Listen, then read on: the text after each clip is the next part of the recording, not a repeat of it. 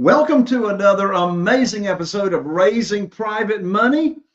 I'm your host, Jay Conner, also known as the Private Money Authority, and I'm so excited to have as our guest today two individuals, husband and wife, that have been knocking it out of the park, raising private money for the real estate deals.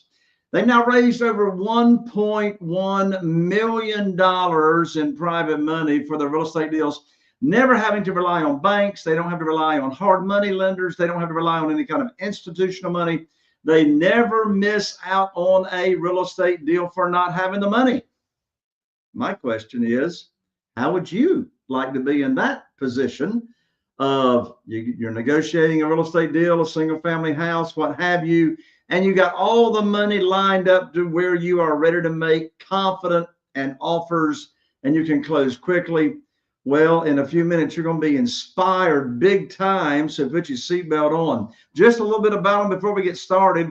They are real estate professionals. They're based out of Emerald Coast in Florida, specializing in property investments. They've actually been investing since 2015, and they've grown their portfolio to include over 8 single-family houses. They got duplexes, and they got several development projects across Central Florida. And in addition to that, the husband of this team is a United States Marine Corps veteran. Hoorah! Thank you for your service. And he met his wife while actually he was over in Japan. Well, when they're not managing their real estate ventures and having a great time doing real estate together, this husband and wife team is pretty busy raising 3 energetic children for sure. In just a moment, we're going to be talking about raising private money. And in addition to that, we're going to be dissecting a deal that they've just recently done. And we're going to talk about how you can use combining the strategy of buying subject to the existing note, along with using private money to fund the same deal without ever taking any money out of your own pocket. In just a moment, you're going to meet my very special guest and good friends, Willie and Haruna Oyola, right after. If you're a real estate investor and are wondering how to raise and leverage private money to make more profit on every deal, then you're in the right place. On Raising Private Money, we'll speak with new and seasoned investors to dissect their deals and extract the best tips and strategies to help you get the money, because the money comes first. Now here's your host, Jay Conner. Willie and Haruna, oh my lands, $1.1 million in private money. Your private lenders and investors, I know they are thrilled to be doing business with you because I've heard you talk about them. And I'm so excited to have you here on the show with me. Welcome to the show. Thank you, Jay. Thank you. We're excited as well and honored, truly honored. I tell everybody, I'm a big fan of you. Listen to your podcast for a few years before I actually joined you, but it's been phenomenal. Thank you. I was going to say, I remember. I'm sorry. Go ahead, Haruna. No, I was about to say thank you. Oh, you're welcome. Yeah, I remember you telling me. In fact, the very first private money conference event that you came to that I host, I remember you telling me that we first sort of quote unquote met each other. Yeah. When I was on a podcast and you got introduced to this world.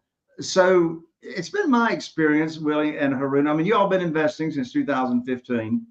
It's been my experience and observations over the years. When it comes to real estate investors, most of them don't start out using private money. They either start out using their own money or institutional money, local banks, hard money, or they just wholesale. They just wholesale deals and, make money on assignment fees. Or they'll buy on terms subject to the existing note, seller financing. But then something comes along in their real estate investing career that triggers them to search for this world of private money. Share with us your all's story. What happened? What was going on to where you thought to yourself, I need to check out this private money thing? Yeah, exactly. As you said, there's all these other ways to buy properties. And we started the traditional route in 2015, going to the bank, 20% down, getting a loan. At the time it was cash flowing, not a whole lot. Then we bought another one, and then they appreciated to the point where we were able to cash out, refinance those properties, and still the traditional route, going to the bank and getting a traditional conventional loan, cash out refis. And then from there, we got to the point where we started having all of our own money tied up in these deals, in the fix and flips, from taking out money on other properties and then putting our money against it. Haruna didn't understand what was going on at the time, and she was like, a little frustrated too. But we ended up finally finding this world of private money, because I heard you on a podcast, and I was driving. At the time I was working here in Florida where I'm at, and she was still in Louisiana. So it was about a 3-hour drive over here on the Panhandle in the Emerald Coast area. And I used to drive like 3 hours every weekend to go back home. And I was listening to the podcast. I think it was the Steve Trang show. And I was like, man, this guy, Jay Connor's talking about this private money. And just everything you were saying was just resonating so much with me. And I was like, wow, this has got to be the way. This has got to be the way. So that's when I really started diving into your world and listening to you and following you. And finally I went to the live conference, and I went all in, and we're like, okay, we got to do this, because we can't continue to grow our business. You hit a what's it called? A cap, basically, relying on the banks, relying on other institutional lenders. You can't grow the way you would like to grow. You should tell how long it took you to go to live event, because Jay's podcast was giving so much value. Yeah. He trying to go, off of all the podcasts, value that you were sharing. He's like, oh, hey, you should have contacted, the friend, the family friend, the doctor or somebody. Right. We try from the podcast, know. But then that was not only thing we needed is support. Right. So after he joined Mastermind, he decided to go on. And then I started learning a lot, and it helped both of us. So yeah, that's true. Like, it was, I raised some private money, but just by listening to your podcast, because you gave away a lot of good information, tons of value, really good value. But then when I went to she actually pushed me to go to the live event. I was like, it would come up, and I was just like, it's so far, all the excuses. And when I was there, I was like, I'm going all in. I called her. I was like, Haruna, we're doing this. She was like, okay. She didn't really know what to say, but, she supported me in that she knew that, hey, well, there had to be another way. And we've kind of came as far as we could on our own. And now it's time to really grow. We had to work with you. Well, thank you for sharing that story, Willie and Haruna. And for everyone that's listening, the event that Willie and Haruna are talking about is called the Private Money Conference. In fact, we've got one coming up in just a few weeks. And you can check out this live event that Willie and Haruna are talking about at www.theprivatemoneyconference.com, theprivatemoneyconference.com. So one thing I heard you say, Willie and Haruna, was what really triggered you, motivated you, pushed you, inspired you to seek out this world of private money was because you said you hit a ceiling, you hit a cap. Right. What does that mean? Does that mean you just couldn't do any more deals? You couldn't scale your business? You couldn't grow your business because you had reached the limit of what the banks would give you and or your own cash? Or give us a little more detail on that as to what really triggered you to need and seek out private money for your real estate deals. Yeah, exactly. Because I was working a W-2 job. I was a government contractor. So I was working for a pretty good, well-known company, and I was able to get those loans to get my investments, right? The first couple investment properties with 20% down, but you got to come out of pocket with a lot of money and jump through hoops. Plus we had our primary. Plus the banks, they look at your debt to income. They look at all these scenarios, and they don't really care about the asset and that it's producing and the business side of it. So that's when we know that, okay, well, we've got all these properties. We got some rentals. Great. Maybe our net worth is looking pretty good, but we need to scale to do more fix and flips. If we want to do ground up constructions, if we want to buy on creative terms, we have to really work with somebody to take us to that next level. And that's where joining your mentorship and mastermind came in, because like I say, we hit a cap. You can only do so much, whether it's literally what the banks will allow you to do, and also what your knowledge and what you can do from the experience that you're gaining. You have to work with other people, and it's just as simple as, you know, tips and tricks that you and Coach Crystal and Chaffee and everybody else uses. So I want us to drill down on this point, and that is talking about hitting the cap, hitting the limit. So you had been borrowing, I mean, I heard you mention a moment ago, you had been borrowing money from the bank and you were having to put 20% down. So I want us to take a moment for the sake of our audience here, those that are tuning in here to the show. And, you know, we got people here tuning in that have never heard of this world of private money. Some have, some haven't. And I want us to take a moment and Willie, get you and Haruna to talk about what are the differences. And there's a lot of big differences. What are the differences between going to the local bank or a hard money lender or any kind of institutional lender and borrowing money for your deals versus using private money to fund your deals? So let me just turn it back over to you. What are some of those great big differences of borrowing institutional money and using private money and private lenders? You can go. Okay. Well, the biggest difference, flexibility. Yeah, right. Definitely the flexibility. The difference, obviously, with when you're working with institutional lenders or the banks is you're on their terms. Whereas in the world of private money, it's our terms. We're working with people in our community, serving them, helping them with their money problems, as far as, hey, they've got money sitting around, not giving them a high rate of return. Or some of our private lenders are older and they've got, you know, they need that income, that interest that they want to live off of. They don't want to put it in stocks and volatility where it's currently at because their age. They need to, you know, they need to something more safe for the rest of their lives. And difference between bank.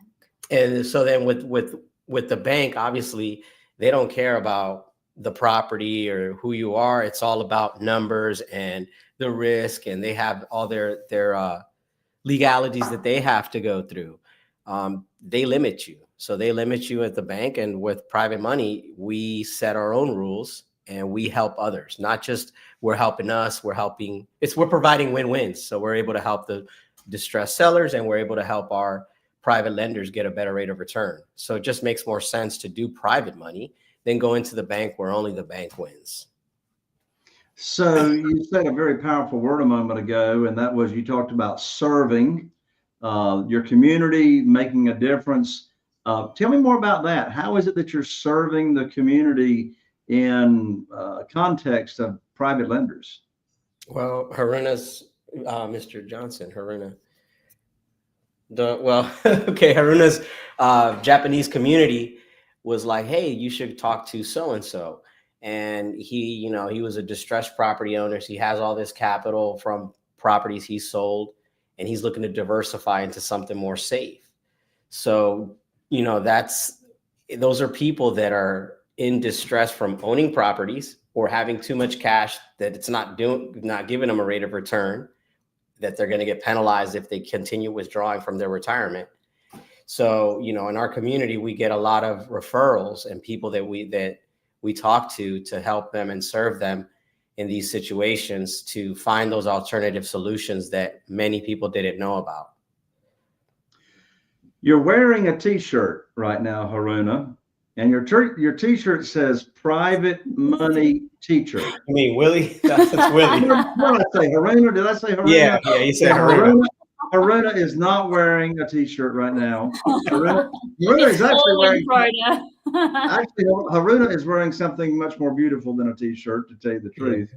But Willie, you are wearing. I need to go get me another my macchiato, you know, and get me juiced up a little bit here. But Willie, you're wearing a t-shirt, and your t-shirt says Private Money Teacher. It says something underneath it as well. So tell everybody about this t-shirt. Why are you wearing a t-shirt that says Private Money Teacher? What's that got to do with what you do? Well, because We try to serve our community by teaching them something they didn't know, providing value to them. That's what teachers do. They serve and they help people by teaching you something you didn't know. And that's what we do in our business, is that we try to serve the community, teach them, hey, we're going to teach you about private money. The majority of the folks, actually all of the folks that our current private lenders, they didn't know about private money, or they may have heard of it, but they didn't know anything. They may have heard of something of it, but they never knew somebody that they can actually sit down and talk to about it. So that's what we put on our private money teacher hat on, or in this case, our shirt. And we actually educate. We're doing luncheons. We're going out networking. We're letting people know that there's alternatives out there to investing in real estate that gives you a more secure, safer, reliable return on your money. So it's all about teaching. So from yours and Haruna's experience, since you started raising capital, you started teaching other people about private money, how they can get involved. From your own experience, what advice would you give to someone that's listening here to the show and they've never raised capital for their real estate deals, but they're interested in attracting and raising capital? What advice would you give to them as to how to start? I mean, where do you start? Do you have any advice? Just join Jay's mastermind. And mentorship, yeah. Period. I didn't cue you up for that, Haruna, but thank you so much. I know. That's the easy answer, yeah. Come to www. You definitely want to come to the conference.com, and that's the way to start raising capital. So let's say someone hasn't made it to the conference. Let's say someone hasn't made it to the privatemoneyconference.com. What advice would you give them based off of your knowledge and experience? What actionable items would you start with? I mean, how do you start? Yeah, I think. Create 3-second, 4-second pitch. Yeah, do an elevator pitch. An elevator pitch, networking, where you can use that elevator pitch. So I would say most definitely networking, getting out in front of people, just as you teach us, getting out to BNI, Rotary, anywhere you can go in your community to share what you're doing and spread the word of what your program offers in private lending, and just being out in front of people. That's the number one. Share goals. Sharing your goals, what you're doing. Mm-hmm. Yeah. Excellent. Yeah. All right. Well, let's dissect this deal that I teased everybody about when I did the introduction, where you have done a subject to deal and you've combined the strategy of private money. So first of all, let's make sure everybody knows what we mean by a subject to deal. So Willie, describe, simply put, what do you mean? What do we mean when we say buying a house subject to?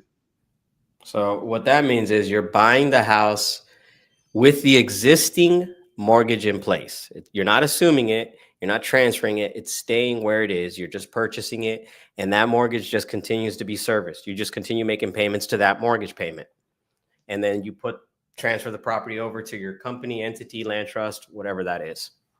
So your entity is buying the property, and the seller of that single family house or duplex, quad, whatever, of that property is agreeing and is willing to leave their mortgage in their name. You're agreeing to make their payments. If they're behind on payments, you're agreeing to bring those payments current, and you're going to keep their payments current. Who in the world in their right mind would agree to sell you their house, their property, and trust that you're going to make payments? Right. That's a very common objection that people may think, but in all actuality, this one particular property was a seller who was behind on payments. They had some significant equity, but they were already behind on payments. They were in distress. There was some medical issues. It works fine either way. There was some medical issues, and then we had talked to them, and we basically came down to find out what was the true motivation. What did they need? We sit down and really kind of have a heart to heart with them, because we really genuinely want to help them. But at the same time, we have to also make a good business decision for us as well. So this property, we purchased it subject to the existing mortgage. So I had a very nice 2.5%, 2.5% interest rate, low balance, and value of this home is easily $750,000. And we've got a balance of about $450,000. Okay. So we knew that there was a lot of equity there. The home did need some repairs, like a new roof and some paint touch-ups here and there. The pool needed to be fixed, but this seller, they just wanted to get out from under it. A lot of times these sellers are in distress and they just want out from the home, whether it's the burden of the payments of the house, the repairs of the house, or just the situation.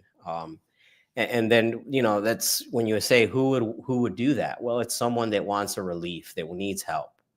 And that's what we offer them, is that solution, because we can give them some cash in their pocket to walk away, bring their payments current, and it's a win for everybody. So essentially what you're saying is a property owner that would be happy, not only willing, but happy to sell you their property subject to their existing note, is a seller that is under some kind of distress. They need debt relief. They can't afford to make the payments anymore. Perhaps the property or house is needs repairs and they don't have the money for that. So you're coming along with a solution to help them get out of that pain. Now, you also said something a moment ago that I don't want our listeners to miss out on. And that is, you said the existing mortgage that you and Haruna are taking over the payments on has got an interest rate of 2.5%. So don't miss this, folks. When Willie and Haruna took over these payments and they're making the payments on that mortgage, of course, the property is transferred, the ownership of that property is transferred over to them, their entity. When they are making those payments, they inherit the interest rate. They inherit that interest rate, which means they've got an interest rate of only 2.5% on a balance on the mortgage of $450,000 with an after repaired value of $750,000. Now, let's talk about how you combine private money with buying and owning this property subject to the existing note. So you're going to borrow private money from a private lender, and you're going to put them in second position because the existing note is in first position, correct? That is correct. So you're going to borrow private money from one of your private lenders. And how much private money are you borrowing in second position? In the second position one was $60,000. $60,000. So a second position, and that $60,000 is a note amount borrowed from a private lender in second position. Is that all the money that you're going to borrow on that property, or is there more? No, that's it. Okay. So let's share with everyone that's listening here to the show. And that is, we have this thing called total loan to value. Total loan to value. So typically we don't want to borrow more than approximately 75% of the after repaired value of a property. Well, in this case, Willie and Haruna have got two notes. They've got the $450,000 note, which is the balance on the existing note. They bought that subject to the existing note. Then they're borrowing $60,000 from one of their private lenders. So they've got a total amount that they borrowed of $510,000. So this is how Willie and Haruna keep their private lenders, their investors, very, very safe and secure. So what you do is you take $510,000, which is the total between $450,000 and $60,000, and you divide the $510,000 by the after repaired value of $750,000. So that's a total loan to value of only 68%. Well, the maximum is 75%. So the point to be making here is, and Willie alluded to it, this is a win-win scenario because it's a win for the private lender I mean, this is a very conservative loan to value. And Willie and Haruna, they're inheriting only 2.5% on the first mortgage.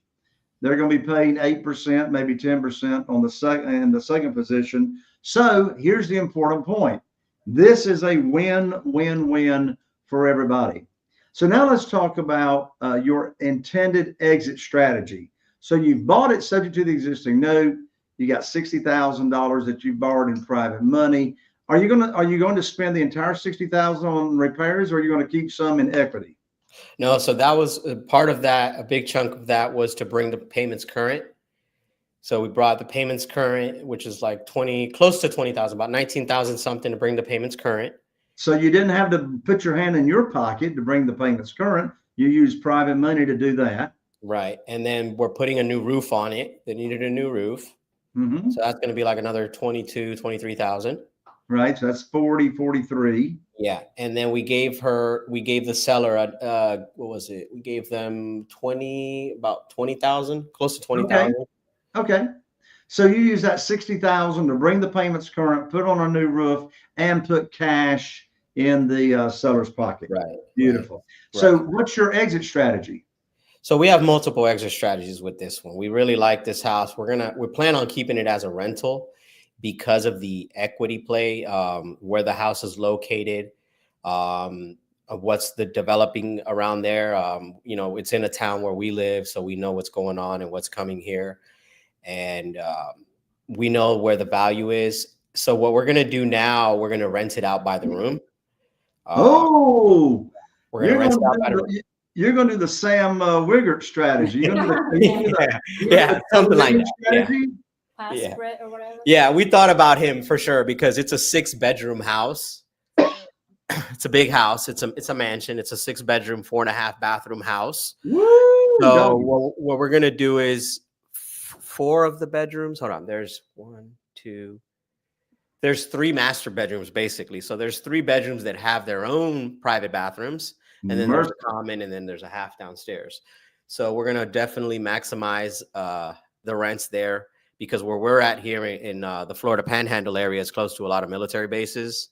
So there's a lot of rent by the rooms, a lot of contractors that come in, a lot of military guys that come in temporarily looking for a room.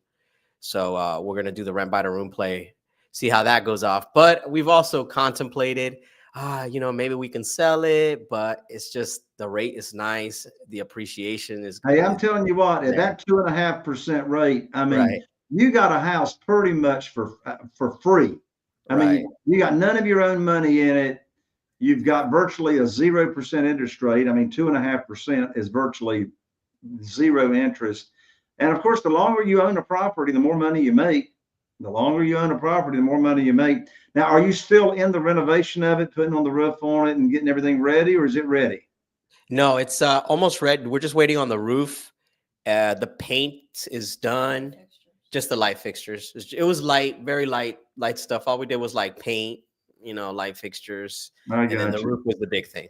Well, look, so this story is to be continued.